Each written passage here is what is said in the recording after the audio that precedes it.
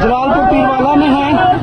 ये भाई हैं, छोटे छोटे बच्चे हैं और ये कश्ती भी उलट गई है और शोभा खिदमत खल्क पाकिस्तान मरकजी मुस्लिम लीग के नौजवान जो हैं वो रेस्क्यू कर रहे हैं।